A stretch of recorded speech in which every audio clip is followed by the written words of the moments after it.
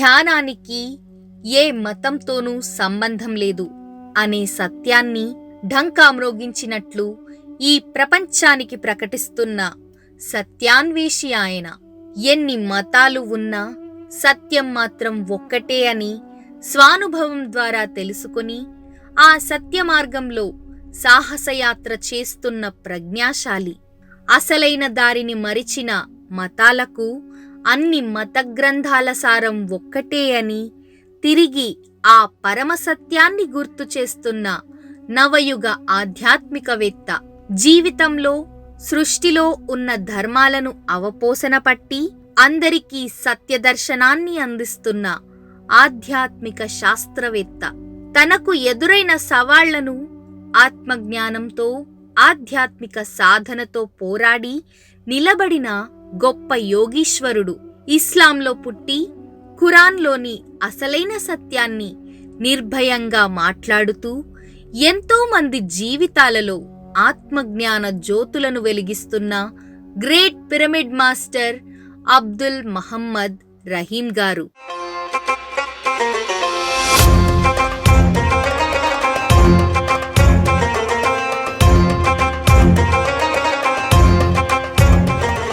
తన తండ్రి ద్వారా సర్వమత సమానత్వాన్ని చిన్నప్పుడే అవగాహన చేసుకున్నారు. జ్ఞానం ఒక్క ఖురాన్లోనే కాదు, ఎన్నో గ్రంథాలలో ఉంది అని గ్రహించారు. తండ్రి దగ్గర అల్లారు ముద్దుగా పెరిగిన రహీం గారు కొన్ని రోజులు అక్కా బావా గారి దగ్గర ఉన్నారు. ఆ తరువాత తన మొదటి గురువైన అన్నగారి దగ్గరికి చేరారు. ఇక్కడి నుండే ప్రపంచాన్ని చూడడం మొదలైంది. మా ఇంట్లో నరసింహ శతకము, వేమన శతకము, భాగవత కథలు, ఖురాన్ ఇట్లా మంచి ఆధ్యాత్మిక పుస్తకాలు మా పాత ఇల్లు తనాబీ అంటారు దాన్ని, అందులో దాచి ఉండేవి. ఒకరోజు అవుట్ ఆఫ్ క్యూరియాసిటీ ఇంట్లో ఏముందో చూడాలని ఒక్కరినే పోయి ఎవరు లేనప్పుడు ఆ తనాబీ తెరిచి చూస్తే ఈ పుస్తకాలు కనబడ్డాయి. ఫస్ట్ నాకు నరసింహ శతకం దొరికింది. అప్పుడు తెలుగు క్లెవర్ స్టూడెంట్ని, సెకండ్ క్లాస్లోనే చాలా అద్భుతంగా ఫాస్ట్గా చదివాను అన్నమాట. సో అట్లా ఆ పద్యాలు చదువుతూ ఆ పుస్తకాలకు అట్రాక్ట్ అయ్యాను. సో క్లాస్ పుస్తకాలు తక్కువ, అసలు బయట పుస్తకాలు ఎక్కువ చదివేది. నాకు 2 అన్నయ్యలు 2 అక్కయ్యలు. దురదృష్టవశాత్తు పెద్ద అన్నయ్య నేను చూడకముందుకే చనిపోయారు ఆయన. రెండో అన్నయ్యకి పోలియో ఉండి కాలు ఫిజికల్లీ హ్యాండిక్యాప్డ్ అనమాట. ఆ తర్వాత 2 అక్కయ్యలు. అంటే ఒక తల్లిదండ్రులకు ఆ టైంలో మా అమ్మ నాన్నకి ఈసారి కొడుకు పుట్టాలన్న కోరిక మా అమ్మకి ఎక్కువ ఉండేదట. సో అట్లా నేను జన్మించినప్పుడు మా అమ్మ ఇక మహదానందంగా ఉందన్నమాట. నాన్నగారికి కూడా బాల్యం రెస్ట్రిక్షన్లు, అంటే ఎక్కువ గారాభంలో బయటికి నడవకుండా, ఆటలలో పాటల్లో పాల్గొనకుండా రెస్ట్రిక్షన్. అందరూ నాకు కావలి కాసేవాళ్ళు.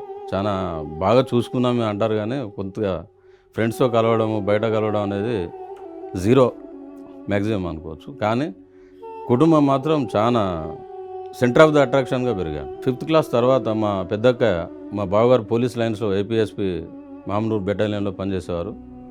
ఆయన క్యాంప్లో వెళ్తే 2 చిన్నపిల్లలు ఉన్నారు, నాకు ఎటైనా పోవాలంటే ఏమీ లేదు అని తను ఏదైనా అర్హంగా తీసుకుని ఆ తర్వాత నన్ను కూడా అక్కడ ఉంచుతాను. కానీ ఆ 5 years 6th class to 10th class అక్కే వాళ్ళ ఇంట్లో ఒక మొనాటన్గానే గడిచిపోయింది. నేను బయటి ప్రపంచాన్ని చూడడం అనేది 10th తర్వాతనే. నా ఎంజాయ్మెంట్ పోయింది, నా చిన్నతనం అని అది ఒక తల్లిదండ్రుల మీద, ముఖ్యంగా మా నాన్నగారి మీద కోపంగా క్యారీ చేశాను దాన్ని, ఆ ఎమోషన్స్ని. మా అక్కయ్య మీద కూడా కోపం ఉండేది, మా బాబాయ్ మీద కూడా కోపంగా ఉండేది. నా బాల్యాన్ని పూర్తిగా నాశనం చేసేసారని. అంటే నేను మాట్లాడుతుంటే నలుగురు వినాలి, ఆ చిన్నప్పటి నుండే ఆ డిజైర్ ఉండేది. కానీ దురదృష్టవశాత్తు 10th ఫస్ట్ క్లాస్ పాస్ అయిన తర్వాత కూడా మా నాన్నగారు ఇంటర్మీడియట్ అయ్యలేదు. అక్కడ నుండి నాన్నగారి మీద ఇంకొంచెం కోపం, ఆ దుఃఖం ఇంకెక్కువ. సో సంవత్సరం పాటు మా చిలక పనిలోనే గడిచిపోయింది. ఆ చిలకలో కూర్చొని ఏడ్చేవాను. ఒకసారి మా ఫ్రెండ్స్కి ఉత్తరాలు రాసేవాడిని, నా ఎడ్యుకేషన్ ఆగిపోయింది, నేను హెల్ప్ చేయండి రా, నేను చదువుకోవాలి. సో అట్లా 1 year అయిపోయిన తర్వాత మా ఫ్యామిలీ ఫ్రెండ్ ఒకతను ఐటీఐ చేస్తే జాబ్ వస్తుంది తొందరగా, మీరు ఎక్కువ చదువుకోలేరు అన్నారు. అదే సమయంలో మా అన్నయ్యకి నా రోల్ మోడల్, నా ఇన్స్పిరేషన్, ఆయన ఫిజికల్లీ హ్యాండిక్యాప్డ్ అయినా కూడా చాలా strong will power, strong person. So ఆయన సిసి బ్యాంక్లో పరకాల్లో క్యాషియర్ జాబ్ రావడం, నేను ఐటీఐలో జాయిన్ కావడం, అది అలా జరిగిపోయింది. సో ఆ తర్వాత నాకు ఎన్నో ఎక్స్పెక్టేషన్స్ ఉండేవి లైఫ్ మీద. కానీ మా అన్నయ్య నాకు దార్శనికుడు, గైడ్ అనుకోవచ్చు. అని చెప్పిన మొట్టమొదటి లెసన్. నాకు ఎన్నో కోరికలు ఉండే, మేము నలుగురము అన్నదమ్ములు అంతా క్లెవర్స్మే, కానీ మనం కోరుకున్నట్టుగా జీవితం ఉండదు. జీవితాన్ని ఒంటరిగానే నడపాలి, అంత కష్టాలే వస్తాయి, వాటిని ధైర్యంగా ఎదుర్కోవాలని చెప్పిన మొట్టమొదటి పాఠం మా అన్నయ్య. అలా ఐటీ 2 years కంప్లీట్ చేశాను. చూసిన తర్వాత కూడా మళ్ళీ కాస్త ఉద్యోగ ప్రయత్నంలో ఉన్నాను. ఈ మధ్యకాలంలో నా జీవితంలో జరిగిన సంఘటన ఏంటంటే, మా అన్నయ్య ఐటీ చదివినప్పుడు నాతో ఒక మాట అన్నారా, నాన్న దగ్గరికి పోకు, నాకు జాబ్ వచ్చింది కాబట్టి నీ ఎడ్యుకేషన్ ఖర్చు అంతా నేనే ఇస్తాను, ఎవ్రీ ఫస్ట్కి వచ్చేసి నీ పాకెట్ మనీ, రూమ్ రెంట్, హనుమకొండలో రూమ్ తీసుకొని ఉండేవాళ్ళం, అవన్నీ నేను ఇస్తాను, నాన్న దగ్గరికి పోకు, ఏదున్నా నాన్నే అడుగుతాను. ఓకే 2 years ఎట్లా చదివిస్తా అన్నప్పుడు నాకేంటని ఎవ్రీ ఫస్ట్కి నేను వెళ్ళేది, అన్నయ్య దగ్గర పాకెట్ మనీ ఆ ఎక్స్పెన్సెస్ తీసుకొని వచ్చేది. సో ఆఫ్టర్ 2-3 months తర్వాత ఒక 1 day నైట్ మా అన్నయ్యకి వదినకి డిస్కషన్ అవుతుంది, మీరు నేను డబ్బులు ఇవ్వడం అవసరమా, మనకిద్దరు ఆడపడుతులు ఉన్నారు, కాస్త తగ్గించాలి అది అని వదిన గారు చెప్తుంటే వాగ్వివాదం జరిగింది. అన్నయ్య బాగా కోప్పడ్డారు వదిన గారు, ఒక చెంపదెబ్బ కూడా వేసినట్టు నాకు అనిపించింది. అప్పుడు నాకు బాగా స్ట్రాంగ్గా ఉంది, నా ఎక్స్పెన్సెస్ వల్ల అన్నయ్య వదినకి గొడవ అవుతుంది, ఇక నేను అన్నయ్య దగ్గర డబ్బులు తీసుకోవద్దు, ఎంత కష్టం వచ్చినా సరే. తర్వాత వదిన గారి మీద నాకు బాగా ద్వేషం పెరిగిపోయింది, మా అన్నయ్య చక్కగా డబ్బులు ఇస్తుంటే వద్దని అన్నదని. ఆ తర్వాత జీవితం అంతా ప్రైవేట్ ఐటీలో ఇన్స్ట్రక్టర్గా లేట్ మీద పనిచేశాను. అట్లా ప్రైవేట్ జాబ్స్ చేస్తూ నాకు నేనుగానే ఒంటరిగానే ఒక్కోసారి జాబ్ దొరకని స్థితిలో ఒక స్కూటర్ మెకానిక్ ఉండే పాషా అని, ఆ మెకానిక్ షెడ్లో నా సామాన్ పడేసి అక్కడ పనిచేస్తూ ఆ షెడ్లోనే పడుకొని డైలీ 2 rupees ఎంతో ఇస్తే వాటితోటి రిక్షా పుల్లర్స్ వాళ్ళు తినే హోటల్లో, ఆ డబ్బా హోటల్లో తినేసి కూడా గడిపిన సందర్భాలు ఉన్నాయి. ఆ తర్వాత సింగరేణిలో అప్రెంటిస్ 1 year చేశాను. ఆ తర్వాత మళ్ళీ రిటెన్స్మెంట్ చేశారు, అంటే పర్మనెంట్ జాబ్కి పోవడానికి ఇంకా టైం ఉంది. ఇప్పుడు అన్నయ్య దగ్గర పోవడం ఇక్కడ ఎందుకు అని గోదావరిఖాన్లోనే ఒక బార్ అండ్ రెస్టారెంట్లో రిసెప్షనిస్ట్గా జాయిన్ అయ్యాను, నా ఫ్యామిలీ ఫ్రెండ్ వాళ్ళ పార్ట్నర్ అందులో. ఆ తర్వాత ఈ జాబ్ రావడం. పెళ్ళయింది, 2 పిల్లలతో, సింగరేణిలో ఉద్యోగంతో జీవితం సాఫీగా సాగుతున్న సమయంలో ఒక్క ప్రమాదం వల్ల బ్యాక్ పెయిన్ రూపంలో నరకం చూడాల్సి వచ్చింది. జాబ్ రాగానే సంవత్సరం కాగానే చేయగాల్చుకుంటున్నాడు, పెళ్లి చేసేస్తే అయిపోతుందని మా అమ్మ నాన్న పెళ్లి చేసుకోమని ప్రపోజ్ చేయడం. సో అట్లా నా భార్య రజియా నా లైఫ్లోకి రావడం 90లో. 91లో వండర్ఫుల్ పెద్దమ్మాయి సుమయ్య లైఫ్లోకి రావడము. 93లో చిన్న అమ్మాయి. సో అట్లా చక్కగా గడిచిపోతుంది, మంచి భార్య పిల్లలు. గడుతున్న క్రమంలో నా లైఫ్లో టర్నింగ్ పాయింట్ అక్కడ చిన్న యాక్సిడెంట్ ద్వారా బ్యాక్ దెబ్బ తాకి అక్కడ బ్యాక్ పెయిన్ స్టార్ట్ అయింది. సో అక్కడ నుండి మళ్ళీ నా జీవితం రోగాల వైపు టర్న్ తీసుకుంది. ఆ బ్యాక్ పెయిన్తో మెడిసిన్స్, పెయిన్ కిల్లర్స్ వాడుతూ అల్సర్స్, జాయింట్ పెయిన్స్, తద్వారా యాంగ్జైటీ, ఇన్సోమ్నియా, నిద్రపోవడానికి తాగడానికి అలవాటు పడ్డాను. నిద్ర మాత్రం కూడా పనిచేయలేదు కొద్ది రోజులు. అందుకని 9 ml వేస్తేనే కానీ ఆ రోజు ప్రశాంతంగా నిద్రపోయే పరిస్థితి ఉండేది. ఒకరోజు తాగొద్దులే అనుకున్నా కూడా నిద్రపోకపోవడం చూసి మా బ్యాక్ పెయిన్ కోసము పడుకోకపోయేదన్నమాట. బాగా నొప్పి వచ్చేసి పడుకోకపోతే మాకు ఇంట్లో కిరాయికున్న పిల్లలతోటి నేనే తెప్పించి తాగి పడుకోమని చెప్పేదన్నమాట. కొంచెం తాగితే కాసేపు పడుకునేవాడు అన్నట్టుగా ఆ మత్తులో. ఆ తర్వాత నేను డిప్రెషన్ లోనై నా జీవితం ఒక విధంగా అనుకోవాలంటే ఈ విధంగా ఉంది, ఏంది బోరింగ్ పని చేయడం ఏంటి అని, ఒక ఉద్యోగం మీద ఇంట్రెస్ట్ లేదు, స్ట్రగుల్ ఫర్ ఎగ్జిస్టెన్స్, బలవంతానే అయిష్టంగానే ఉద్యోగం చేసేవాడిని. నేను బ్రతకడానికి కారణం పిల్లలు, భార్య అని చెప్పొచ్చు. కేవలం వాళ్ళ కోసమే ఈ జీవించాలి అనే మూస ధోరణిలో ఉండిపోయాను. స్ట్రైట్గా కూర్చోవాలంటే ఇట్లా వంగి 2 సార్లు 2 భంగిమలు మార్చి కూర్చోవాలి. స్ట్రైట్గా నిలబడాలి అంటే మళ్ళీ బెండ్ అయ్యి మళ్ళీ ఒక పొజిషన్ తీసుకొని నిలబడాలి. అంత నరకం అనుభవించాను. సో అట్లా నేను ఇట్లా కూడా కూర్చోలేకపోయాను. మా ఇంట్లో పెద్ద మూవ్ ఉండేది, ఆ స్టవ్ పక్కన ఇసుకతో ఉన్న చిన్న కడాయి ఉండేది. ఎందుకంటే ఏ రాత్రి 12 గంటలకు కుయ్యో ముర్రో అంటే ఆ ఇసుక ఇమీడియట్లీ బయటికి పోకుండా పొయ్యి మీద వేడి చేసి మూవ్ పెట్టి కాపుకుంటూ కూర్చుంటే అలా పడుకున్నాను. నాకు డ్యూటీ నాడు కాపడము, మూవ్ పెట్టడము అట్లా ఉండేది. ఇట్లా ఈ చైర్లో కూర్చోకపోయినా ఆరాం కూర్చి పడుకుంటే కింద పడుకోవాలి అంతే, ఇక బెడ్ మీద పడుకోకపోవు. అట్లా బాగా పెయిన్ ఉండేది. ఇంకా డ్యూటీ ఏంటంటే నిలబడి చేయడమే కాబట్టి డ్యూటీ చేసేవాడు అంతే. మనం కూర్చుంటాం కదా, నార్మల్గా ఇలా కూర్చోలేకపోయేవారు, కూర్చోడానికి కూడా చాలా ఇబ్బంది పడేవారు అనమాట. ఈవెన్ ట్రావెలింగ్లో కూడా ఐదర్ స్టాండింగ్లో ఉండాలి, బస్సులో వెళ్తున్నాం అనుకో, నా సీట్లో కూర్చుంటే ఆయన కూర్చోలేకపోయేవాళ్ళు అనమాట, ఎక్కువసేపు కూర్చోలేకపోయేవాళ్ళు. ఇంట్లో ఉన్నా కూడా ఆరాం చైర్, లేదంటే పడుకోవాలి, లేదంటే నిల్చోవాలి, అంతే. ఇంకా ఆయనకి కూర్చుంటే బ్యాక్ పెయిన్ చాలా ఉండేది. అసలు ఈ బ్యాక్ పెయిన్కి ఏమైనా మెజర్మెంట్ ఉంటే దాన్ని మించి ఉంటుందేమో నా పెయిన్, అంత పెయిన్ ఉండేది ఆయనకి, చాలా సివియర్ పెయిన్ ఉండేది అనమాట. సో అంత నరకాన్ని అనుభవించాను. ఈ క్రమంలో తన ఎన్నో సంవత్సరాల బాధకు పరిష్కారాన్ని, తన జీవితాన్ని ఉద్ధరింపచేసుకునే మార్గాన్ని తన తమ్ముడు అయిన అక్బర్ గారి ద్వారా ప్రచండమైన ధ్యాన మార్గంలోకి వచ్చారు. జరుగుతున్న ఆధ్యాత్మిక ఉద్యమానికి సరికొత్త జ్ఞానయోధుడు లభించాడు. మా నాన్నగారికి ఎప్పుడైతే క్యాన్సర్ వచ్చిందో అప్పుడు ఇంకా తీవ్రమైన ఆవేదన. అసలు ఈ రోగాలేంటి, ఈ మానవ జీవితం ఏంటి, నేను జీవోత్సవంలోనే బతుకుతున్నాను, కుటుంబము, తల్లిదండ్రులు వీళ్ళందరినీ మిస్ అవ్వలేక, అంతే తప్ప జీవితంలో ఒక ఆనందం లేదు. అసలు ఆనందంగా జీవించేది ఏదైనా ఉందా?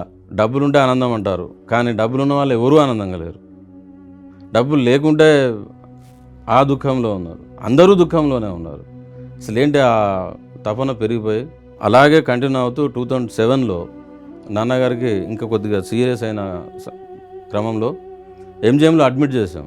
నాన్నగారి ఎంజిఎం హాస్పిటల్లో అడ్మిట్ చేసి ట్రీట్మెంట్ తీసుకునే క్రమంలో అప్పుడే నేను ధ్యాన మార్గంలో ఉన్నాను. అంటే ఇంకా పూర్తిగా అవగాహన రాలేదు, కానీ ధ్యానం చేస్తూ ఉన్నాను.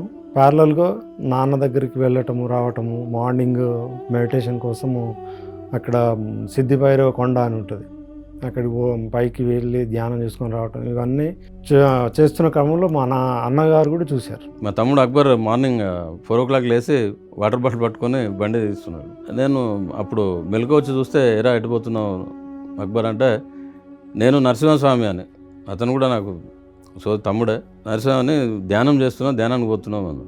అప్పుడు వారు కూడా కొత్తగానే స్టార్ట్ చేశారు. అవునా, ధ్యానమా అని అందరిలాగే నేను ఆశ్చర్యపోయాను. అంత క్యూరియాసిటీ చూపించారు. But out of curiosity second day ధ్యానం ఏం చేస్తారు మీరు అని. అంతకుముందు మాకు జిఎం గారు ఉండే SSYలో, ఆయన యోగా అని చెప్పేసి మాకు ఆసనాలు వేయండి, అదండి ఇదండి ఓంకారాలు అవన్నీ చేయించేవాళ్ళు. అంటే యోగా అంటే అదే అనే అపోహ నాలో కూడా ఉంది.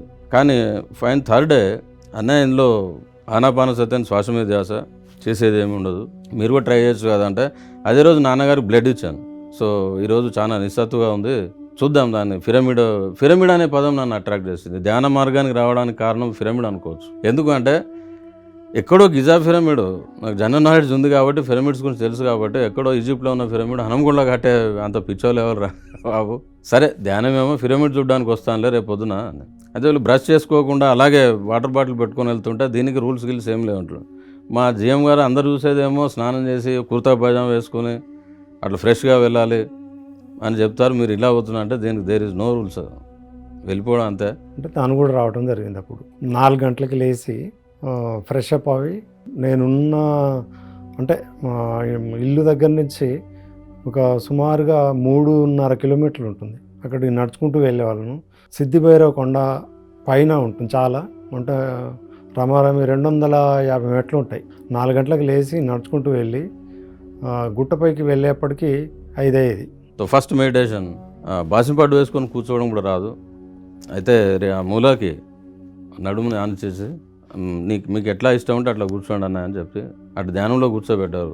ఆ ప్రాతకాల సమయంలో ఆ పక్షుల సౌండ్, గాలి హోరు, ఒక అద్భుతమైన ప్రకృతి సంగీతంలో నన్ను నేను మర్చిపోయి 45 minutes మెడిటేషన్ చేశాను. కూర్చున్న మొదటి రోజే డీప్ ధ్యానంలోకి వెళ్ళిపోయారు. నేను చేసింది ఏమీ లేదు, మరి ఈ పిరమిడ్లోనో ఏదో ఉన్నట్టుంది. ఈ పిరమిడ్లో ఏది ఉంది, ఈ ధ్యానంలో ఏది ఉంది తెలుసుకుందాం, క్లియర్ డీటెయిల్స్ అని చెప్పేసి అప్పుడు నా దగ్గరికి వచ్చాడు. హండర్లో ఉన్న ధ్యాన మందిరంలోకి వచ్చేసి అతను చూడగానే అతని మాట తీరును పట్టేసేసి అతను కొన్ని ఏదో ప్రశ్నలు అడిగాడు. ధ్యానంలో డౌట్స్ ఉంటే అవి క్లారిఫై చేశాను. అద్భుతం అనిపించింది. వెంటనే తను కూడా కిందికి వచ్చాక మళ్ళీ ఇంకా వెంటనే వరంగల్ జిల్లా PSM బాధ్యులు కిషన్ రెడ్డి గారి దగ్గరికి వెళ్ళి 2x2 పిరమిడ్ కొనుక్కొని భూపాలపల్లికి వెళ్ళిపోయారు. భూపాలపల్లి వెళ్ళి ఆ బెడ్ మీద 2x2 పిరమిడ్ సెట్ చేసి తీసుకొని వచ్చినాక నేనేమన్నా మళ్ళీ ఏమో పట్టుకొచ్చుకున్నాం అసలు ఇదేంటి అనేసి అంటే, దీని కింద కూర్చొని ధ్యానం చేస్తే ఇట్లా రోగాలు తగ్గిపోతాయంట, తమ్ముడు చేస్తాడు అన్నాడు. వీలైనంత సమయం దాని కింద గడపడం మొదలుపెట్టాను. జస్ట్ 1 వీక్లోనే ఆ పెయిన్ కిల్లర్స్ మానేశాను. అద్భుతమైన విషయం ఏంటంటే 1 వీక్లో ఒకరోజు చూశాను, నొప్పి ఏం అనిపించట్లేదు కదా, మానేద్దామని చూస్తే ఆ రోజు ఏం అనిపించలేదు. ఆ తర్వాత మరీ అద్భుతమైన విషయం ఏంటంటే ఎలాంటి మందులు లేకుండా నిద్రపోవడం మొదలుపెట్టాను చక్కగా. 2 months అలాగే కంటిన్యూ చేసిన తర్వాత వన్ ఫైన్ డే బాగా నొప్పి వచ్చింది. అప్పుడు మళ్ళీ హాస్పిటల్ వెళ్ళినప్పుడు నీ బ్యాక్లో ఏ ప్రాబ్లం లేదు, అన్నీ క్యూర్ అయిపోయినాయి. ఎక్స్రే తీసి డాక్టర్ చెప్పారు క్యూర్ అయిపోయా, నొప్పి ఉంది అని. అప్పుడు కిషన్ రెడ్డి గారిని ఫోన్ చేసి అడిగితే అప్పుడప్పుడు రోగాలు పోయే ముందు నొప్పిస్తాయి, లేదా హాస్టల్ సర్జరీ అని ఒక పదం చెప్పారు. అట్లాంటివి ఏమైనా జరిగిందేమో, ఇంకేం బ్యాక్ సెట్ అయిపోయింది కదా, ఇప్పుడు కూడా మెడిసిన్స్ వాడకు, పెయిన్ కిల్లర్స్ వేసుకోకు, ఒకరోజు రెస్ట్ తీసుకో, నడు మీద వచ్చేలా పిరమిడ్ సెట్ చేసి బెడ్ మీద రెస్ట్ తీసుకో అంటే ఆ రోజు అట్లే చేశాను. ఆ రోజు నైట్ శాశ్వతంగా బ్యాక్ పెయిన్ తగ్గిపోయింది. ఈలోగా మా చిన్నమ్మాయికి క్రానిక్ టాన్సిలైటిస్ ఉండేది. ముందు నుంచి నాకు కొంచెం హెల్త్ ఇష్యూస్ ఉండేవి. లైక్ నాకు అలర్జిక్ రైనైటిస్ ఉండేదన్నమాట. ఎప్పుడు ఫ్రీక్వెంట్గా జలుబు అవ్వడం కానీ, ఫ్రీక్వెంట్గా హాస్పిటలైజ్ అవ్వడం కానీ అట్లా ఉండేది. ఎప్పుడు ఆల్మోస్ట్ మంత్లీ వన్స్ అలా ఉండేది. నాకేమైనా అయింది అంటే ఇంకా మా మమ్మీ డాడీ ఇంకా అక్కడ ఉండిపోతారు అంతే. ఖచ్చితంగా హాస్పిటల్కి వెళ్ళాలి, ఏదో ఒక మెడిసిన్ వాడాలి అని. ఇలా నేను 9th వచ్చేసరికి ఆ ప్రాబ్లం పెరిగింది. సో తనని ధ్యానంలో కూర్చోబెట్టాను. ఫస్ట్ కాస్త గారాబం చేసిన స్ట్రిక్ట్గా, ఇదే మా పిల్లలు కంప్లైంట్ చేస్తూ ఉంటారు, కానీ ధ్యానం యొక్క విశిష్టత తెలిసింది కాబట్టి నీ రోగం ఖచ్చితంగా తగ్గుతుంది, 12 సంవత్సరాలది కాక నీ 2 సంవత్సరాలు తగ్గదా అని మా చిన్నమ్మని కూర్చోబెడితే జస్ట్ 1 monthలోనే ఆ 2 years నుండి బాధపడుతున్న టాన్సిలైటిస్ తగ్గించి 10th higher first class pass అయింది. ఆమెకు తగ్గిపోయినాక నాకు కూడా బాగా హెడేక్ ఉండేది అన్నట్టు, సైనస్ ప్రాబ్లం ఉండే నాకు బాగా. దాంతో నాకు రోజు వన్ సైడ్, ఒకసారి లెఫ్ట్ ఒకరోజు రైట్. ఇంకా నాకు తలనొప్పి లేకుండా ఎప్పుడు ఉండేదాన్ని కాదు, బాగా తలనొప్పి ఉండేది. నెలలో ఒక 2 times జలుబు చేసేది. ఎందుకంటే ఈయన బయట ఎక్కువ ఉండేసరికి నాకు అంత ఇరిటేషన్ లాగా ఉండేది కదా, దానివల్ల నాకు ఆ జలుబు అనేది అసలు తగ్గకపోయేది అన్నట్టు, ఎప్పుడూ ముక్కు గారుతూనే ఉండేది అన్నట్టు. ఎంత ఇంట్లో అన్నీ ఉన్నా కూడా నేను అన్న టైంకి రావట్లేదు కాబట్టి అనేది బాగా నా మైండ్లో ఉండిపోయింది అన్నట్టు. ఎప్పుడైతే ఇల్లు కట్టుకున్నామో, ఇల్లు కట్టుకొని అటు షిఫ్ట్ అయిపోయి అప్పుడు కొంచెం తగ్గింది. ఇల్లు కట్టుకున్నాక తర్వాత ఇంకా ధ్యానంలోకి వచ్చినాక మొత్తం ఇంకా హెడేక్ వారంలోనే నాకు అసలు నాకు తల నొయ్యట్లేదు ఏందబ్బా అని అట్లా ఆశ్చర్యం అనిపించింది అనమాట. అలా ధ్యానం ద్వారా సరికొత్త ఆత్మ విజ్ఞాన ప్రపంచంలోకి వచ్చిన రహీం గారికి తోటి మతస్థుల ద్వారా కొంత వ్యతిరేకతను ఎదుర్కోవాల్సి వచ్చింది. ఆ వ్యతిరేకతకు సమాధానం చెప్పాలి అని భావించిన రహీం గారు ఖురాన్ను అధ్యయనం చేయడం మొదలుపెట్టారు. ఖురాన్లోని అసలైన జ్ఞానాన్ని అందరి ముందు వ్యక్తీకరించారు. చక్కగా ధ్యానం నడుస్తున్న క్రమంలో నా మీద సైద్ధాంతిక దాడి, బంధువులు, ఫ్రెండ్స్ హేళన, ఒక విధంగా మా బంధువులు కొంత మేరకు నన్ను దూరం పెట్టారని, వదిలేశారని చెప్పొచ్చు. ఇంటికి రాకపోవడం, వీడు భ్రష్టత్వం పొందాడు, ఇస్లాం నుండి పక్కకు జరిగాడు. బ్రాహ్మణులేమో మన ఫంక్షన్స్కి వచ్చి బిర్యానీలు ముక్కలు తినేసేస్తుంటే వీడు మానేసి పూర్తిగా మరీ ఎల్లిపాయ కూడా తీసేసి ఏంటిది ఇంత అని, కొందరేమో ప్రేమగా చెప్పడము, రోగాలు తగ్గడం యోగా చేస్తావు ఓకే, బట్ మళ్ళీ మన మార్గంలోకి రా, మాంసాహారం చేసుకో, అన్ని పండుగల్లో మాంసాహారం పెట్టు, బంధువులు కలువు. బంధువులు నన్ను పిలవపోయేది, చాలా మంది వెనక ముందు ఆడారు, ఫ్రెండ్స్ కూడా దూరం అయ్యారు. మీరు ముస్లిమ్స్ అయి ఉండి మీరు ఎలా చేస్తారు, మీరు మెడిటేషన్ ఎలా చేస్తారు, అసలు ఇదంతా ఎక్కడుంది ఏంటి అని చాలా క్వశ్చన్స్, బెదిరించే వాళ్ళు కూడా, ఈవెన్ ఇంటికి వచ్చి కూడా బెదిరించిన వాళ్ళు కూడా ఉన్నారు డాడీని. మీరు చేస్తుంది తప్పు, మీరు ముస్లిం కాబట్టి కంపల్సరీ మస్జిద్కే రావాలి, నమాజ్ చేయాలి, మెడిటేషన్ అనేది మన మతం కాదు అని బెదిరించిన వాళ్ళు కూడా ఉన్నారు. సో ఇట్లా ఈ క్రమంలో అప్పుడు తటవర్త వారికి నేను అప్పుడు చాలా రెగ్యులర్ ఫోన్లో మాట్లాడుతూ ఉండేవాళ్ళం. సార్ ఇలా అవుతుంది, ఏం చేయాలి అన్నప్పుడు సరైన సమయం వచ్చింది, రహీం గారు మీరు ధ్యాన ప్రచారం చేయడానికి వచ్చిన ఆత్మ నాకు తెలుసు, కానీ ఈ స్థితి మీకు రావాలని చూశాను కొంత. ఇప్పటివరకు మీరు చదువుతున్న పుస్తకాలను పక్కకు పెట్టేసేయండి, ఇక భగవద్గీత, కార్లోస్ కాస్టనేడా, ఇవన్నీ ఇక యోగానంద్ పరమహంస, ఏ పుస్తకాలను పక్కకు పెట్టేయండి. ఇప్పుడు మీకు సరైన సమయం వచ్చింది. మీరు ముస్లింలకు ధ్యానం చెప్పడానికే ఈ భూమి మీదకి వచ్చారు, మీరు ముస్లింలకు ధ్యానం చెప్తారు భవిష్యత్తులో, కానీ ఇప్పుడు మీ బంధువులకు సమాధానం చెప్పాలి అంటే ఇస్లాంలో ధ్యానం ఉండే ఉంటుంది, కానీ ఆ సాహిత్యం ఎక్కడా దొరికి చావట్లేదు, కానీ ఆ పని మీరే తీసుకోవాలి. మన పిఎస్ఎస్ఎంలో ముస్లిం మాస్టర్ అంటూ ఎవరు బాహటంగా మీలాగా కుటుంబానికి కుటుంబమే మారి, మా అత్తగారి తరపు మా పెద్ద బామ్మరిది, మా సడ్డోని కూతురు, మా తమ్ముని ఫ్యామిలీ అంతా వెజిటేరియన్స్గా మారారు. నన్ను ఇన్స్పిరేషన్ ఇంతగా మారిన కుటుంబం మీదే, ఆ బాధ్యత కూడా మీరే తీసుకోవాలంటే అప్పుడు నాకు చాలా అయ్యో ఇన్ని రోజులు తోయలేదే, నిజమే మా మహాప్రవక్త ధ్యానం లేకుండా ఎలా అవుతారు, అయ్యే ఉంటారు. So let us find out. Daddy ఏం చేశారంటే అంతకుముందు ఖురాన్ చదివారు డాడీ, బట్ అంత ఫోకస్తో కాదనమాట. ఎప్పుడైతే మెడిటేషన్లోకి వచ్చారో అది ఎలా అయిపోయిందంటే మనం బ్రతికి ఉండాలి అని అంటే కంపల్సరీ ఇప్పుడు ఇందులో మెడిటేషన్ అనేది ఉంది అనేది ప్రూవ్ చేయాలి. ఆ వేలో ఖురాన్ చదవడం మొదలుపెట్టారనమాట. సో అప్పుడు ఇంకా దాని గురించిన అవగాహన ఇంకా పెరిగింది డాడీకి. మెడిటేషన్లోకి వచ్చిన తర్వాత ఎప్పుడైతే ఖురాన్ చదివారో దాని మీద ఇంకా అవగాహన పెరిగింది దానికి. నేను ఫలానా పుస్తకం కావాలనుకున్నప్పుడు ఏదో విధంగా హనంకొండ లైబ్రరీలో దొరకడం, ముఖ్యంగా మహాప్రవక్త ఆయన జీవిత చరిత్ర గోల్డ్ మెడల్ గెలిచిన జీవిత చరిత్ర తెలుగులో దొరకడము, ఫజైల్ అమాల్ పార్ట్ 1 పార్ట్ 2 హదీస్ గ్రంథాలు, ముంతగాబే హైద్రిస్ తెలుగు ఇస్లామిక్ పబ్లికేషన్స్, జమాత్ ఇస్లామీ రచనలు, ఆ పాత గీటురాయి అనే మంత్లీ మ్యాగజైన్ ఉండేది, ఆ మ్యాగజైన్, అందులో నిజామీ కుమార ఎడిటర్, సందేహాలు సమాధానాలు చాలా ఏండ్లుగా వచ్చిన ఆయన ఇచ్చిన ఆన్సర్స్, అవన్నీ ఒక బుక్లెట్గా ప్రింట్ అయ్యి రావడం, అది ఇవన్నీ సేకరించి చదవడం మొదలు పెడితే అప్పుడు ప్రవక్త జీవిత చరిత్రలో ఆయన హీరా పర్వత గుహలోకి వెళ్ళి 3.5 సంవత్సరాలు కేవలం వేంపిన మొక్కజొన్న పేలపిండి, కొన్ని ఖర్జూర పండ్లు, ఎండిన పండ్లు, మంచినీరు, చాలా మితాహారంతో 3.5 సంవత్సరాలు ఏకదాటిగా జిక్ర్ అంటే ధ్యానము చేసి ఆ ఎంటర్టైన్మెంట్ పొంది ఆ జిబ్రీల్ అలైహిస్సలాం ప్రత్యక్షమై ఆయనకున్న ఆత్మవిద్యలన్నీ నేర్పి ప్రవక్తగా అవతరించారు. ఇస్లామీయ జీవన విధానాన్ని, ఆత్మజ్ఞానాన్ని భూమికి అందించారు. నేను ఇన్ని రోజులు భయపడుతూ చేసిన ధ్యానమే అసలు ప్రవక్త చేసింది అది. ఆయన అలా ఎవరైతే ఈరోజు దర్గాలు కట్టి పూజలు అందుకున్న వాళ్ళంతా యోగులు అని తెలుసుకొని చాలా ఆనందం వేసింది. ఆ తర్వాత ఖురాన్ భవామృతం కానివ్వండి, ఇట్లా తెలుగులో ఎన్ని అనువాదాలు ఉన్నాయో అన్ని అనువాదాలు సేకరించి చదివాను. అక్కడ కూడా వల్ జిక్ర్ అల్లాహు అక్బర్ సూర్యాన్ కబూత్లో ఉంది. అంటే అల్లాహ్ యొక్క జిక్ర్ ధ్యానమే అక్బర్, గొప్ప ఆరాధన, అత్యున్నతమైన ఆరాధన. అది తెలుసుకున్న తర్వాత ఇక నాకు పట్టపగ్గాలే ఆనందానికి. తర్వాత ఫజైల్ అమాల్ ఆ గ్రంథంలో కూడా రజులున్ జికర్ అల్లాహు ఖాళియా అంటే ఆ పరమాత్మ యొక్క ధ్యానము ఖాళీగా ఉండేటి స్థితిలో చేసేటిది. ఈ ఖాళీగా ఉండేటి స్థితి అంటే మనిషి దేహము మనసు రెండూ ఖాళీగా ఉండడమే అత్యున్నతమైన ధ్యాన స్థితి, అదే పరాకాష్ట. ఆ స్థితిలో ఆ అల్లాహ్తో ఈ రూహ్ ఆత్మ, మన ఆత్మ ఆ అల్లాహ్తో డైరెక్ట్ కనెక్ట్ అయి ఉంటుంది అని ఆ పుస్తకాలు చదువుకొని, ఆ పుస్తకాలు ఎప్పుడైతే చదివానో నన్ను విమర్శించడానికి వచ్చిన నా సోదరులు ఎవరైతే ఉన్నారో ఎక్కడ నేను వాదనలకు దిగలేదు.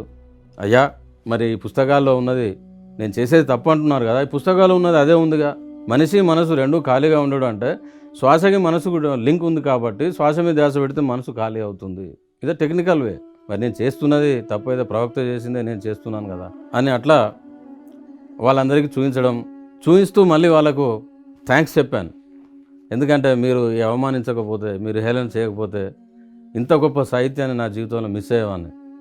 సో ఎంత నాకు రెసిస్టెన్స్ వస్తే అంతగా ఎదగడానికి ప్రయత్నం చేశాను, ఆ సత్యాన్ని తెలుసుకున్నాను. సో తర్వాత ఎవరైనా ఇంటికి వచ్చిన ఎనీ ముస్లిం ఇప్పుడైనా కూడా ఓపెన్ ఛాలెంజ్ చేస్తారు, రండి చూద్దాం ఖురాన్లో ఏముంది, మీరు చెప్పండి నేను చెప్తాను.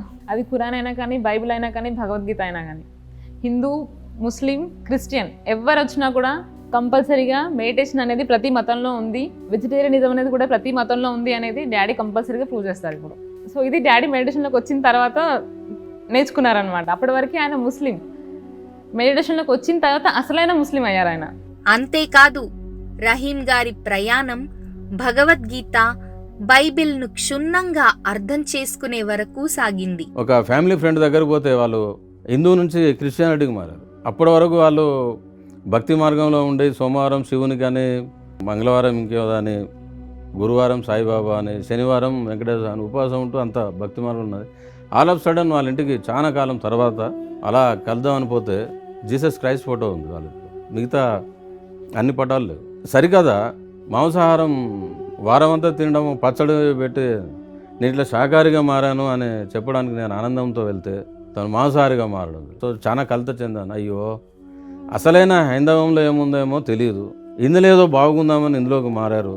కానీ మారుతూ అక్కడ కనీసం ఆ భక్తి మార్గంతో ఉపవాసాల పేరుతో వారంలో 4 రోజులు మాంసాహారం దూరంగా ఉండే ఆ కుటుంబం ఈరోజు వారంలో 7 రోజులు మాంసాహారంగా ఉన్నది అని బాగా వేదనకు గురయ్యాను. మంచి వ్యక్తే, కానీ అక్కడ ఆ బోధన అలా ఉండదు. సరిగా నాతో వాదించింది. జంతువులు తినడానికే ఉన్నాయని పుస్తకం ఆ బైబిల్లో ఉంది, వాటికి ఆత్మ లేదని మళ్ళీ ఒక కొత్త వితండవాదన మొదలుపెట్టి. సో అప్పుడు నేనుగానే ఇన్స్పైర్ అయ్యాను. ఎట్లాగో భగవద్గీత ఆ సాహిత్యం ఎలాగో చదివాను. హిందూ భాగవతము, మహాభారతము, ఇవన్నీ ఉపనిషత్ సారం ఇవన్నీ చాలా వరకు చదివాను.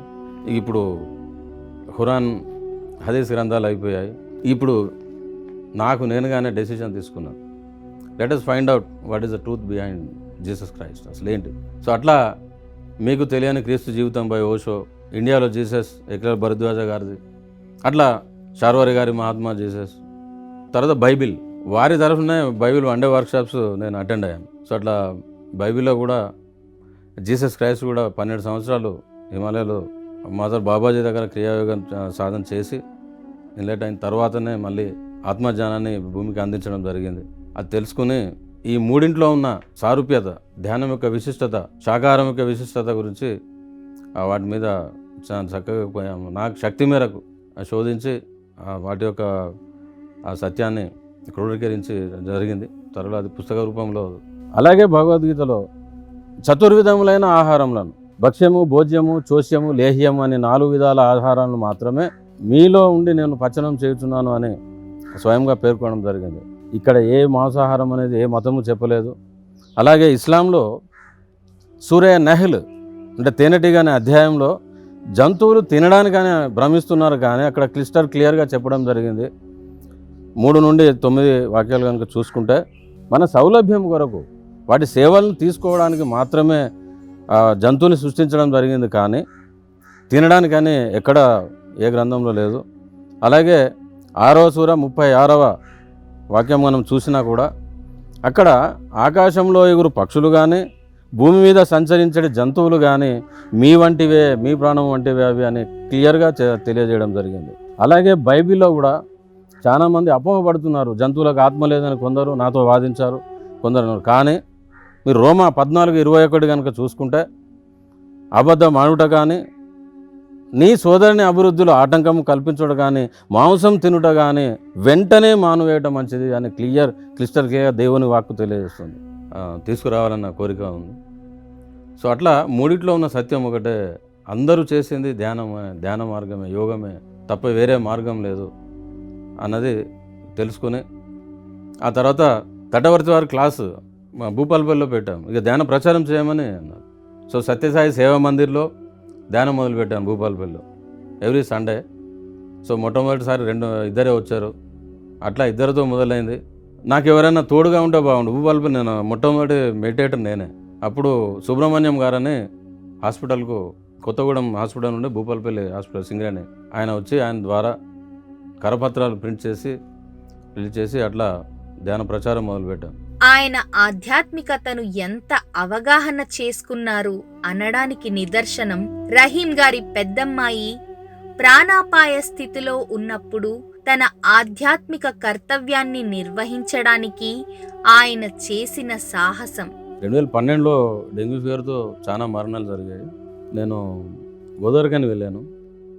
మా అమ్మాయికి ఫీవర్ వచ్చేసి చాలా సీరియస్ అయింది. నేను ధ్యానం చేయమని చెప్పి వెళ్ళిపోయాను సింపుల్గా. ధ్యానం చేస్తే ఏం చేస్తాం, జ్వరం వచ్చినప్పుడు ధ్యానం కూర్చోలేం కదా.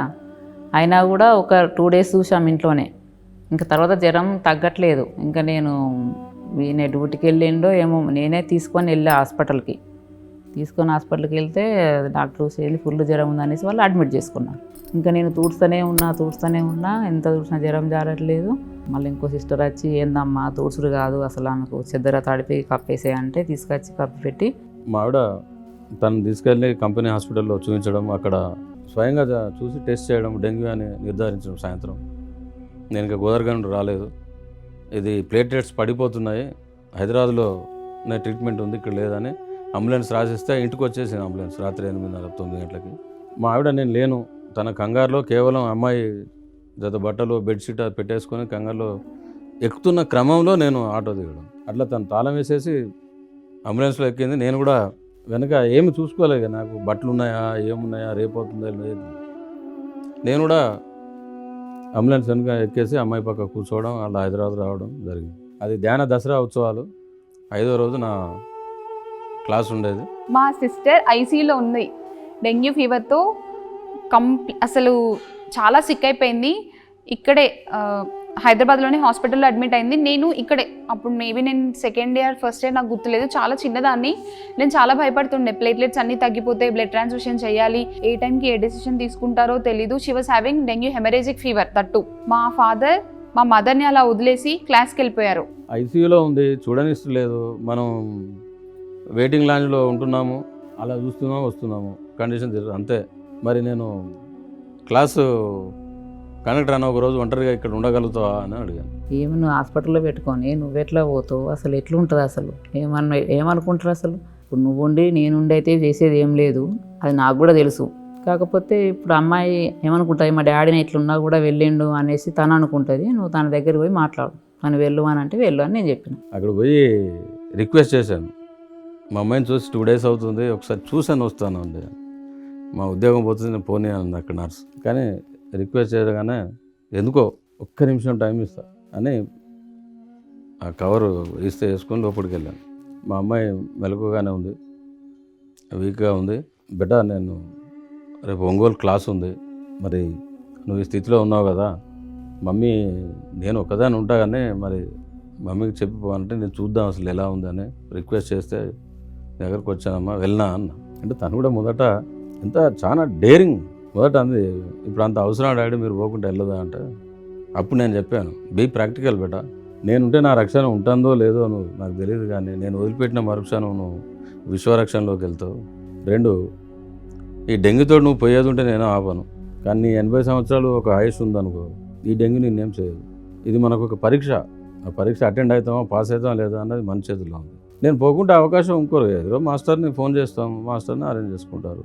మా అమ్మాయి సీరియస్ కండిషన్లో ఐసీయూలో ఉంది అంటే ఎవరు క్లాస్ చెప్పని అనరు, కానీ ఆ సాహసం చేసే అవకాశం మనం తీసుకుంటాం లేదన్న మన మీద ఆడుకుంటాం. సెకండరీ నేను ఇక్కడి నుంచి కదిలిన మరుక్షణం నువ్వు భగవంతుని రక్షణలో ఉంటావమ్మా, నా ఇన్నర్ చెప్తుంది. నేను కదిలిన మరుక్షణమే నీ ప్లేట్లెట్ కౌంట్ పెరుగుతుంది, నువ్వు బయటకు వస్తావు. తండ్రిగా నీతో ఒకరు ఉండాలి కాబట్టి చాయిస్ ఈజ్ యువర్స్. నా మాటలతో కూడా ఇంప్రెస్ కాకు, మనస్ఫూర్తిగా నువ్వు చిరునవ్వుతో పో అంటే పోతా, ఉండమంటూ ఉంటా అనగానే చక్కటి స్మైల్ ఇచ్చి ఈ గో డాడ్ అని ఇట్లా అంది.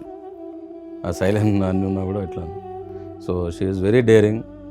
అట్లాంటి పిల్లల్ని కలిగి ఉండడం తండ్రికి ఒక అదృష్టం. నేను అనుకున్నాను కన్న కూతురు ఇట్లాంటి సిచ్యువేషన్లో ఉంది, ప్లేట్లెట్స్ అవన్నీ తగ్గిపోతే నెక్స్ట్ ఏమవుతుందో తెలీదు. It was like life and death situation. ఒకవేళ ప్లేట్లెట్స్ 10,000 కంటే పడిపోతే మేబీ మన హ్యాండ్ నుంచి వెళ్ళిపోయేదేమో. బట్ మా ఫాదర్ అసలు మొండిగా వెళ్ళిపోయారు, క్లాస్ చెప్పారు.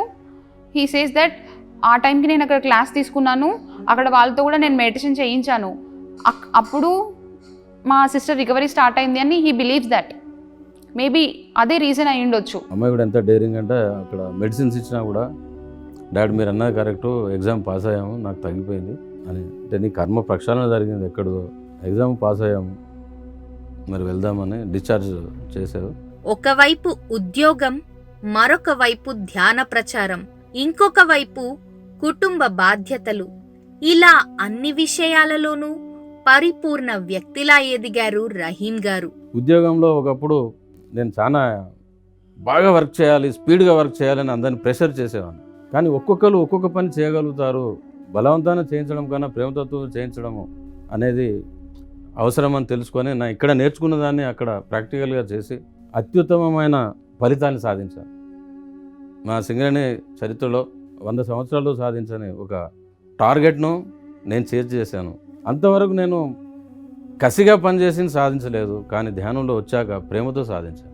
నా తోటి వర్కర్స్ చాలా చాలా చాలా చాలా డెడికేటెడ్గా ఉంటారు. మరి ఒకప్పుడు వాళ్ళంటే నాకు నచ్చలేదు యాక్చువల్లీ, కానీ ఇప్పుడు వాళ్ళలో కూడా దైవమే ఉంది, అంత వాళ్ళలో నేనే ఉన్నాను. వాళ్ళని కోప్పడితే నన్ను నేను తిట్టుకున్నట్టే, కోప్పడ్డట్టే, వాళ్ళని ప్రేమిస్తే నన్ను నేను ప్రేమించుకున్నట్టే. అది తెలుసుకొని ఆ ప్రేమతత్వంతో ఆ సింగరేణి రికార్డు సృష్టించి ఆయనతో ఏదైనా చెప్పాలన్నా కొద్దిగా అగ్రెసివ్గా ఏదైనా చెప్పాలనుకుందాం అనుకోండి, ఇట్లా చెయ్యండి అంటే అట్లా ఎందుకు సార్, ఇట్లా ఎందుకు సార్ అని చెప్పేసి అనేవారు. ఇప్పుడు ఏంటంటే సార్ నేను చూసుకుంటున్నా సార్, సింపుల్, నేను చూసుకుంటున్నా, మీరు మేము మీ దాకా నేను ఉన్నా కదా, నేను చూసుకుంటా. అది ఆ తేడా. అంటే వర్క్ను స్ట్రెస్ లేకుండా అసలు మనం సైమల్టేనియస్గా మల్టీ టాస్క్ చెప్పినాం అనుకోండి, చాలామంది ఏమవుతారంటే కన్ఫ్యూజన్ అవుతుంటారు. ఆయన దగ్గర ఈ మెడిటేషన్ చేయడం వల్ల ఆ కన్ఫ్యూజన్ లేకుండా నీట్గా చేస్తాడు, అంటే కాన్ఫిడెంట్గా చేయగలుగుతాడు. ఆ ధ్యానంతోనే అది వస్తుంది. అట్లా నీట్గా చేయడంలో ఎక్స్పర్ట్. 2010లో నేను ఎవరికో జామీన్ ఇస్తే ఆ కేసు మీద పడి నా జీతం అంతా ఆ కోర్టు కిందనే కటింగ్స్ కిందనే పోయింది. ఇంకో మిత్రునికి జమాను తీస్తే బయట ఇంకో చిట్ కట్టాల్సి వచ్చింది. మరి అప్పుడు ధ్యాన మహాచక్ర ఫస్ట్ అమరావతి ధ్యాన మహాచక్రకు వెళ్ళాను. వచ్చిన తర్వాత నాకు ఇచ్చిన మొట్టమొదటి గిఫ్ట్ అన్నమాట 26 నెలలు నీ జీతం లేదు అని. 26 నెలల కోర్టుకు కటింగ్ అని. మరి ఆ సమయంలో దాదాపు కుప్పకూలిపోయాను నేను. ఎన్ని ఇబ్బందులు పడ్డా కూడా తర్వాత నేను 2011లో ఈ ఆర్థిక ఇబ్బందులు అతి తీవ్రంగా ఉన్నప్పుడు, ఈ హాలాహలం వచ్చినప్పుడు రాక్షస దేవతలు ఎలాగైతే శివుని దగ్గరికి వెళ్ళారో, మరి ఆ టైంలో నేను దేశం విడిచి విదేశాలకు వేరే ఉద్యోగం చూసుకుందామనే ప్రయత్నంలో దాదాపు డిసైడ్ అయ్యి కలుద్దామని హైదరాబాద్ వచ్చినప్పుడు మొట్టమొదటిసారి తడవర్తి వారు ఆపారు, నాకు లెసన్ చెప్పారు. సో నా జీవితం అంతా ప్రాక్టికల్స్. నేను ఇట్లా ఫారిన్ వెళ్దాం అనుకుంటున్నాను అంటే, ధ్యాన ప్రచారానికి వచ్చిన కొత్తలోనే ఆర్థిక ఇబ్బందులతోటి భూపాలపల్లి వదిలిపెట్టేశారని అందరికి చెప్పడానికి మీరు వెళ్తున్నారు. మాస్టర్ అంటే మైక్ పట్టుకొని దంచడం కాదు, జీవించడము, ఎదురొడ్డి నిలబడము. దీనివల్ల మీకు ఏమర్థమైంది అన్నాను. అంటే అప్పుడు అన్నాను, గత జన్మలో ఎందరో ఇబ్బంది పెట్టుంటానో ఆ ఇబ్బంది నాకు వచ్చింది సార్. ఎస్, మరి గత జన్మలో చేసుకుంది ఇప్పుడు అనుభవించినప్పుడు, గత కొంతకాలంగా మీరు సేవ చేస్తున్నారు, ధ్యానం చేస్తున్నారు, ఆ కూలీ మీకు వద్దా? అది కూడా వస్తుంది కదా అని తటవర్తి వారు చెప్పడం. మరి ఆ కూలీ ఫారిన్ ఛాన్స్ ఏమో సార్ అన్నాను. కాదు, ఇది తాయిలం మాత్రమే, మిమ్మల్ని మార్గభ్రష్టత్వం చెందడానికి వచ్చిన తాయిలం మాత్రమే. నా మాట వినండి, మీ కష్టాలు మబ్బులు తొలిగినట్టు తొలుగుతాయి, మీరు చక్కగా వెళ్ళిపోండి అన్నారు.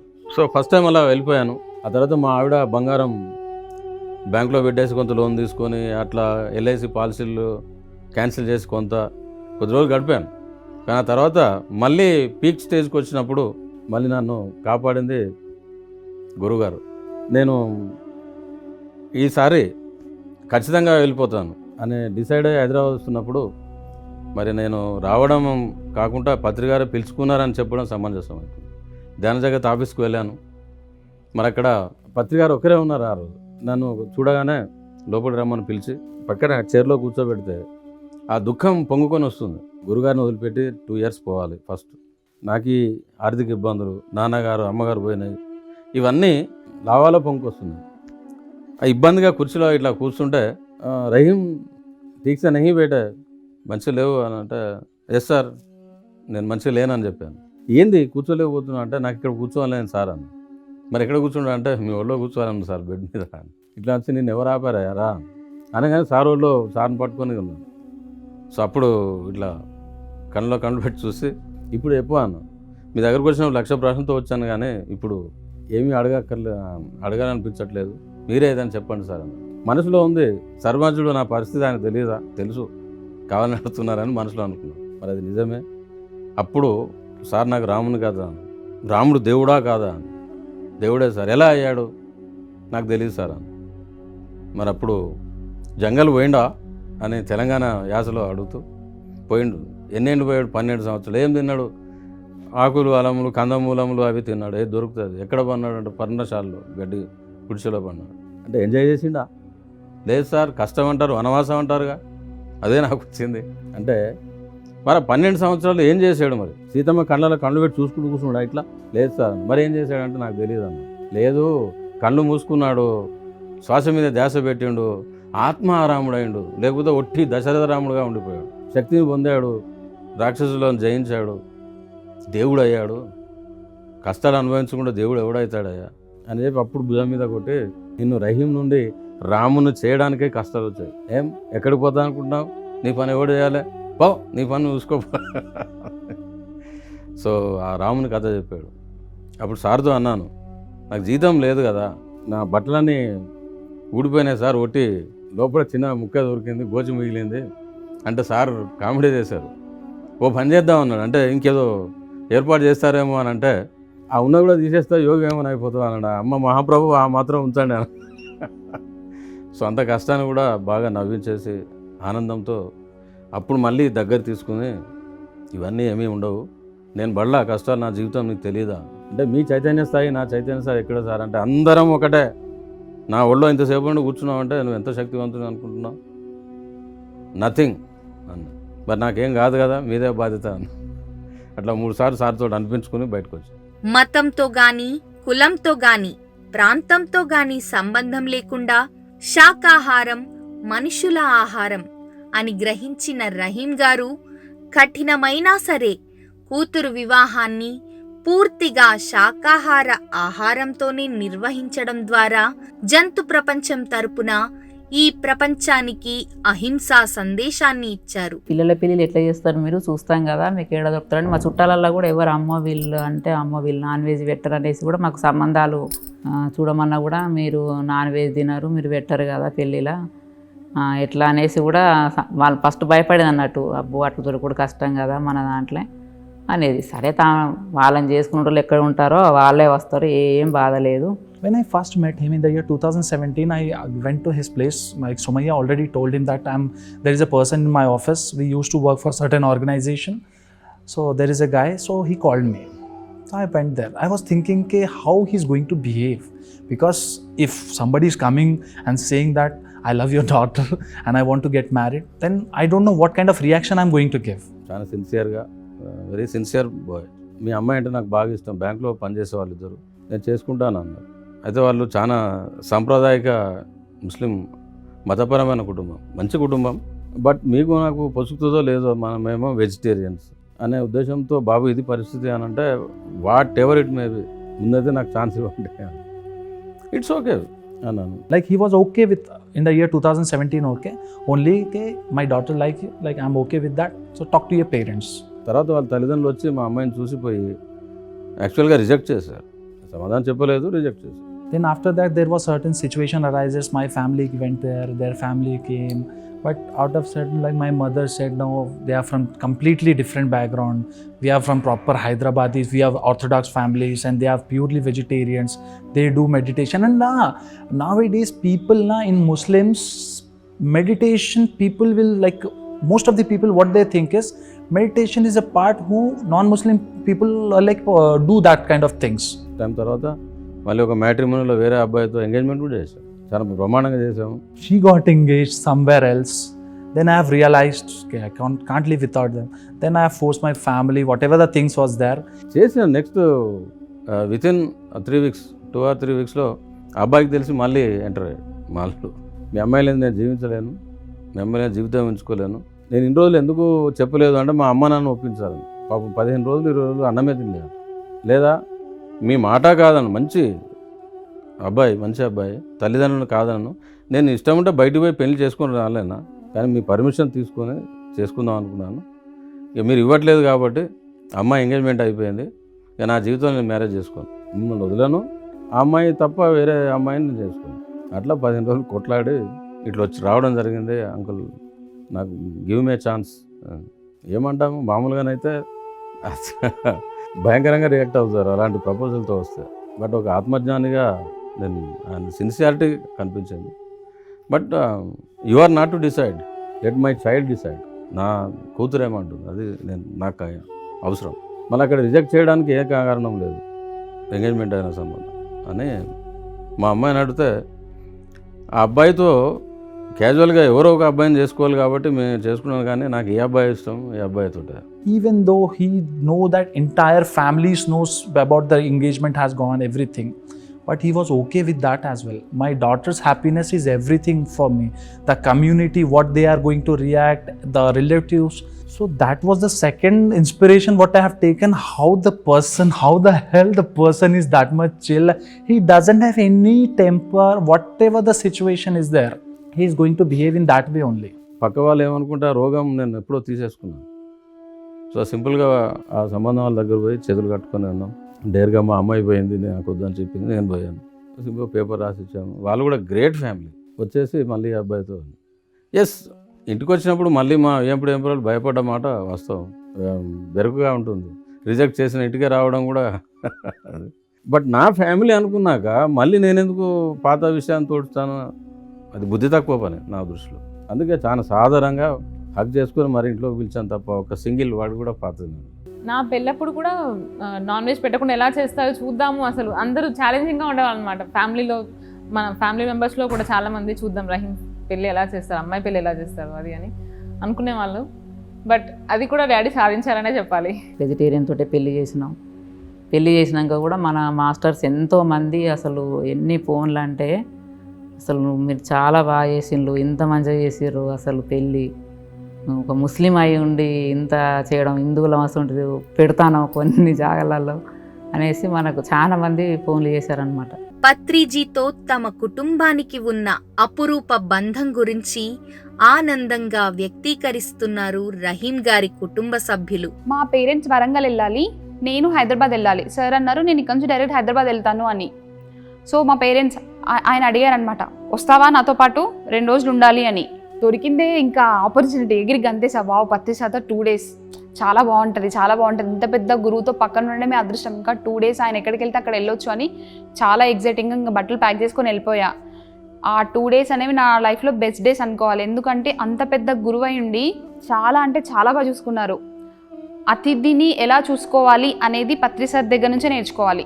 Nobody can teachers. ఒక భక్తి అంటే ఇప్పుడు అంటే మన బయట భక్తి అంటే దూరమే. భక్తి అనేది ఏమున్నది, ఆయన గురువులో ఉంటాడు, మనం ఇక్కడ ఏదో కాళ్ళ దగ్గర ఉండి చేయడం భక్తి అనేది. అంటే మనకు తెలిసిన ప్రాపంచికంగా మనం చేసేది అంతే కదా. ఒక గురువు పైన ఉంటాడు, శిష్యుడు కింద ఉండి కాళ్ళు మొక్కడమో ఏదో చేయడమో అది భక్తి అనుకుంటున్నారు. నాకు పూర్తి అర్థం తెలియదు, కానీ అది దూరమే కదా. ఇప్పుడు మనకు పత్రిజీ ఉన్నాడు అంటే ఆయన నేను గురువునే కాదంటాడు కదా. ఫ్రెండ్స్ అంతే, నువ్వెంతో నేనంతే, నీలో ఉన్నది భగవంతుడే, నాలో ఉన్నది భగవంతుడే. నేనైతే అదే అనుకుంటా. ఇప్పుడు ఈయన చేయబట్టి ఎంతో మందిమి హ్యాపీగా బతుకుతున్నాం. అసలు మనం ఏంటిదో కూడా తెలుసుకున్నాం. అంతకుముందు ఏందో తెలియదు, అసలు ఎందుకు పుట్టామో కూడా తెలియదు. అసలు ఏదో పెళ్లి చేసుకున్నామా, ఉన్నామా, పోయినామా, ఏదన్నా వచ్చిందంటే టెన్షను. అసలు అది ఏం జరుగుతుందో కూడా దాని ప్రతి ఒక్కదానికి టెన్షన్ పడడమే కదా. ఇప్పుడు ఈయన వచ్చిన తర్వాత ఎవరి లైఫ్ డిజైన్ వాళ్ళే తీసుకొని వస్తారు. పిల్లల కాడ కూడా వాళ్ళ డిజైన్ వాళ్ళకే ఉంటుంది. ఎందుకంటే నేను అలాంటి పెంపకంలో పెరగాలనే ఆయన ఎంచుకున్నప్పుడు ఇంకా ఆయన మీద కోపడాల్సిన అవసరం లేదు. అది పత్రిజీ సార్ దగ్గర నేర్చుకున్నాం, అందరం నేర్చుకుంటున్నాం కూడా. నేను కూడా అదే నేర్చుకున్నాను కాబట్టి చాలా ఇష్టం నాకు పత్రిజీ సార్ అంటే చాలా ఇష్టం. ఎందుకంటే సార్ వస్తాడు, ఒకసారి ఇంటికాడ అయ్యో ఉండాలని ఉంది కానీ నాకు అంటే ఆ పోతా ఉంటే నాకు ఏడుపు వచ్చింది అనమాట. ఉంచుకోలేకపోతే మనం మా ఇల్లు అసలు ఇక మామూలు ఇల్లు కదా. అసలు ఆయన ఉండాలంటే కష్టం, బాత్రూమ్ అవన్నీ సపరేట్గా ఉండాలి. అసలు కారు ఎక్కుతా ఉంటే ఒక బాధ, అయ్యో సార్ను ఉంచుకోలేకపోతా అంటే. సార్కు ఉండాలని ఉన్నది, మాకు ఉంచుకునే స్థితి లేకుండా ఉన్నది. ఈ నా జీవితం పత్రిజీ ఆశయాలను నెరవేర్చడం కోసమే అని, తన భవిష్యత్ కార్యాచరణ పత్రిజీ ఏం చెబితే అదే అని హృదయపూర్వకంగా తెలియజేస్తున్నారు రహీం గారు. పత్రిజీతో అఫ్కోర్స్ ఎన్నో జన్మల బంధం ఉండొచ్చు. ఆ తర్వాత జన్నత్ పిరమిడ్ మా ఇంటి మీద కట్టడము, మళ్ళీ సార్తో జన్నత్ అని పేరు స్వర్గం చేసుకోవడము, అంతా ప్రేమతత్వం అనేది ఎక్కడ అనుభవంలోకి రాదు. అలాంటిది ఏమీ లేదు. ఇంకా నేనే అనుకుంటాను, ఎంతోమంది గొప్ప సేవ చేసే వాళ్ళు ఉండగా ప్రతి ఒక్కరిని అంత ప్రేమగా యాక్సెప్ట్ చేయడం అనేది ఎలా సాధ్యమవుతుంది అని అర్హతను మించి ఆ ప్రేమను అందిస్తూ ఉంటారు. నేను చేసింది ఏమీ లేదు, కానీ ఎంత గొప్పగా రిసీవ్ చేస్తారంటే దాని ఉదాహరణ, నేను ముర్తల్ పంజాబ్ వెళ్ళి రిటర్న్ అవుతున్నప్పుడు అక్కడ NCSS national Congress and spiritual scientist 13th Teen Murti భవన్లో జరుగుతుంది. ఎట్లాగో అటెండ్ అవుదామని వచ్చాను. ఒక విచిత్రమైన సిచ్యువేషన్ అంటే బ్యాగ్ చినిగిపోయింది, టైట్ అయ్యి జిప్ మొత్తం పోయి అది సంఖలో పెట్టుకొని, అదే సమయంలో చెప్పులు తెగిపోయాయి, అవి కూడా పెట్టుకొని ఓ మూలకు పడేసి దిక్కులేని పక్షులు వచ్చాను. అంటే ప్రోగ్రామ్ స్టార్ట్ అయింది, డోర్ క్లోజ్ చేశారు, సార్ లోపల ఉన్నారు, ఇట్లా ప్రోగ్రామ్ స్టార్ట్ అయింది. బయట ఉన్న వాళ్ళు, ఆ రిసెప్షన్ ఉన్న వాళ్ళకి నేను అనామకుని తెలియదు. అయ్యో ఇక్కడికి వచ్చి ఇరుక్కుపోయానా అని అనుకున్నాను. కానీ మరో నిమిషంలో డోర్ తీసుకొని సార్ బయటకు వచ్చారు.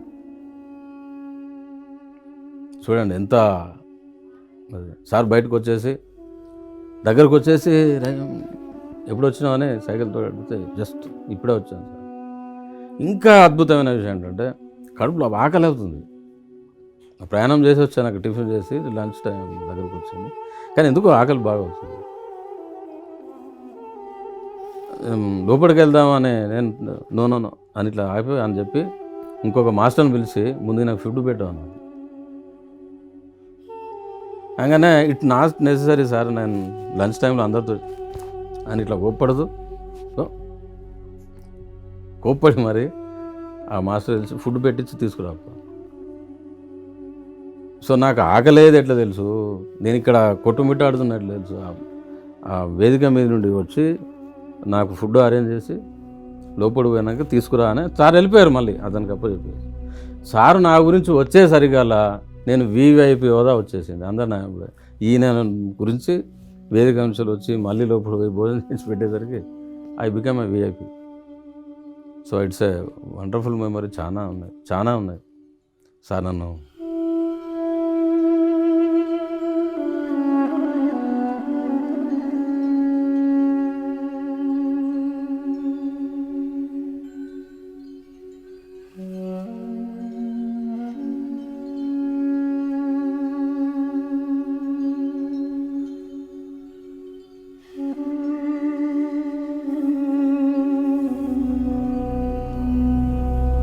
సారీ ఎమోషన్ అయిపోయాను.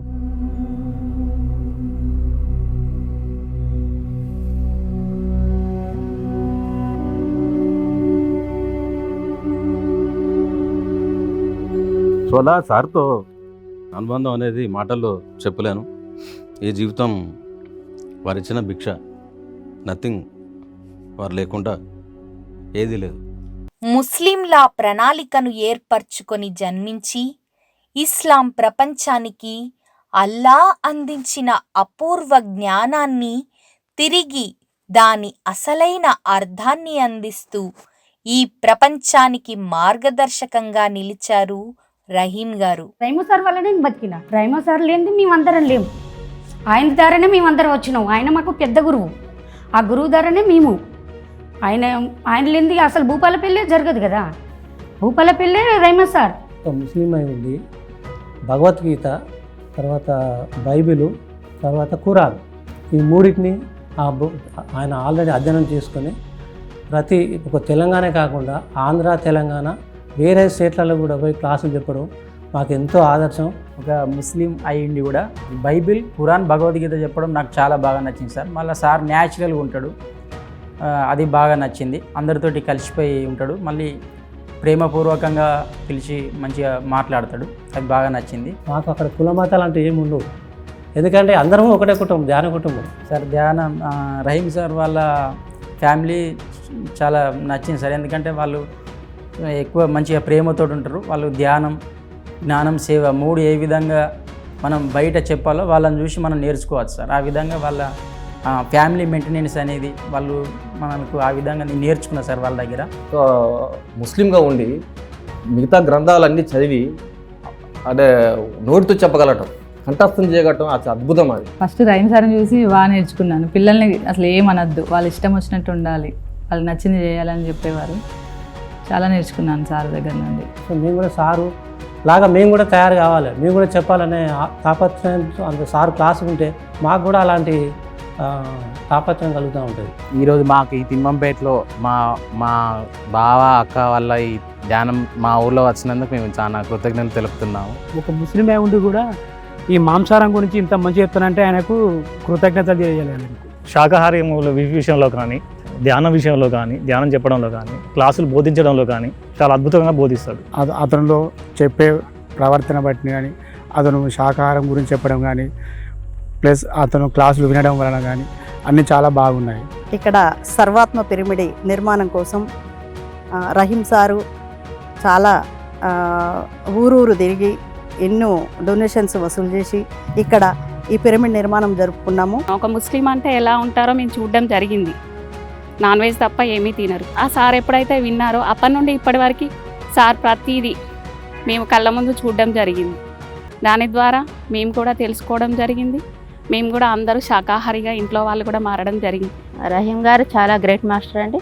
ఆయన చాలా సబ్జెక్ట్ ఆయన దగ్గర ఉంది. ఆయన నేర్చుకున్నది అందరికీ తెలియజెప్పడమే. ఆయన ఇంటింటి ధ్యానం గురించి ఇప్పుడు ఆయన కూడా అందరు సబ్జెక్ట్ చెప్తున్నారు. ప్రతి ఒక్కరికి ఆదర్శంగా నిలిచిపోయాడు. ఈ పిరమిడ్ నిర్మాణం చేయడానికి కూడా సింగర్ అయిన కూడా ఆయనను ఒక ఆదర్శంగా తీసుకోవడం అనేది జరిగింది. ఇప్పుడు రహీం సార్ ఏంటి, ప్రతి దగ్గరికి క్లాసుల దగ్గరికి వెళ్ళేసి అక్కడి నుంచి కూడా మనకి చందాలు వసూలు చేసుకొని సర్వాత్మ పిరమిడ్ కోసం చాలా కష్టపడ్డారు. ఇంకా రహీం సార్ మాకు క్లాసులు బాగా చెప్తా ఉంటారు. ప్రతి క్లాస్కి అందరినీ తీసుకొచ్చి మొన్ననే అక్టోబర్ 2కి శాకాహార ర్యాలీ కూడా తీసాం సార్ 2 చోట్ల. సారు ఈ భూపాలపల్లిలో మాకు పరిచయం కావడం మా అదృష్టం, అద్భుతం కూడా. డాడీ ముందు నుంచి కూడా జాయ్ఫుల్గానే ఉంటారు. ఎవరితోనైనా మాట్లాడమైనా చాలా విషయాల్లో కూడా డాడీ మెడిటేషన్ ముందు కూడా చాలా పర్ఫెక్ట్గానే ఉండేవాళ్ళు అనమాట. మా రిలేటివ్స్లో కూడా మా డాడీ అంటే చాలా ఇష్టం. బికాజ్ ఆయన అంత సాఫ్ట్ కార్నర్డ్ పర్సన్, చాలా బాగా మాట్లాడతారు. అండ్ మోరోవర్ రిలేషన్స్కి చాలా వాల్యూ ఇస్తారు. మేము అంటాం డాడీ టైం లేనప్పుడు కూడా ఎందుకు అందరినీ కలవడం అవసరమా, స్ట్రైట్ వే మనం ఇక్కడ నుంచి ఇక్కడికి వెళ్ళాలన్నప్పుడు మధ్యలో అందరిని ఎందుకు కలవాలి. డాడీ అంటారు మనం ఎప్పుడు ఉంటామో ఎప్పుడు వెళ్ళిపోతామో తెలీదు, ఉన్నప్పుడే మనుషులతో ఉండాలి. వాళ్ళు ఉంటారో వాళ్ళు పోతారో తెలీదు, ఉన్నప్పుడే మనుషుల్ని కలుపుకోవాలి, మనకు వీలైనంత వరకు మనుషుల్ని కలవాలి అంతే అని చెప్పి మేము భూపాలపల్లి నుంచి మొదలు పెడితే హైదరాబాద్కి వచ్చేంత వరకు మధ్యలో ఒక 10 ఫ్యామిలీస్ని కలవాలి అంటే 10 ఆల్టింగ్స్ ఉంటాయి ఖచ్చితంగా. ప్రతి ఒక్కరింట్లో 10 minutes అందరినీ కలవాలి, కలిసే రావాలి. ముందు చదివేవాళ్ళు ఇప్పుడు చదువుతారు. తేడా ఏంటి అంటే మెటీరియల్ డిఫరెన్స్ అనమాట. అంతకుముందేమో ప్రపంచం గురించి చదివేవాళ్ళు, ఇప్పుడేమో లోపలి ప్రపంచం గురించి చదువుతున్నారు. He's not going in different way. He's going in a special way. Not everybody will follow the same thing what he's following. Even personally I will feel that I cannot one person also I cannot adapt whatever he's going, because he's on a special journey.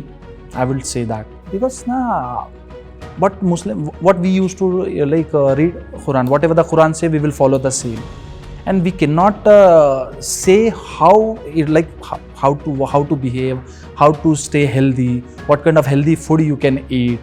My father-in-law used to read Quran, Bible, Bhagavad Gita, every shlok he will read out, and with an example he can explain everything. And I'm very lucky to have him in my life, because even in my worst time or in my good times, he's going to be with me. I know that. Even though if the world against me, if my wife is against me, he's going to stand with me only. That kind of confidence and that kind of belief I'm having. అతను లేకపోతే అసలు మనం ఈ చీకట్లో బ్రతకాల్సిందే. ఇప్పుడు ఇవన్నీ వచ్చిన వాటికి చూస్తే అసలు ఇంకా ఏ విధంగా ఉండేదో జీవితం. అసలు జీవితం అంటే ఏంటో కూడా తెలియకపోయేది. ఇవే ఏడ్చుకుంటానో అట్లనో ఇట్లనో ఉండేవాళ్ళం.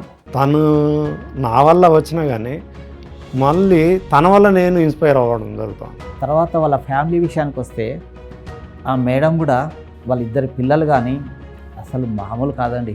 వాళ్ళ మిస్సెస్ కూడా వాళ్ళు ఎక్కడికి వెళ్తే అక్కడికి ఆ పార్వతీ పరమేశ్వర్ లాగా ఎంత దూరమైనా ఎక్కడికైనా కలిసి వెళ్తున్నారు, కలిసి ప్రోగ్రామ్ చేస్తున్నారు, వచ్చిన వాళ్ళను మంచిగా రిసీవ్ చేసుకుంటున్నారు. పత్రిసారి కూడా ఎన్నోసార్లు వాళ్ళ ఇంటికి వెళ్ళాడు.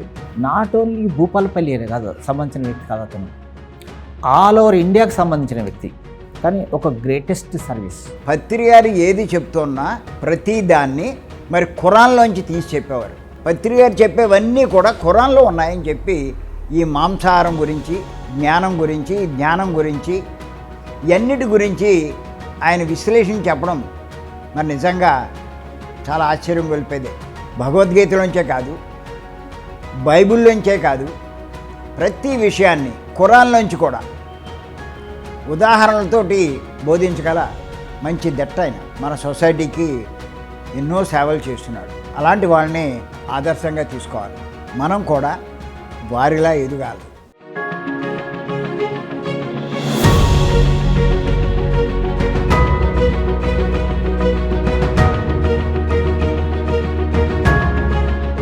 పిరమిడ్ స్పిరిచువల్ సొసైటీలో ఒక ప్రత్యేక ముద్రని వేసుకున్నారు.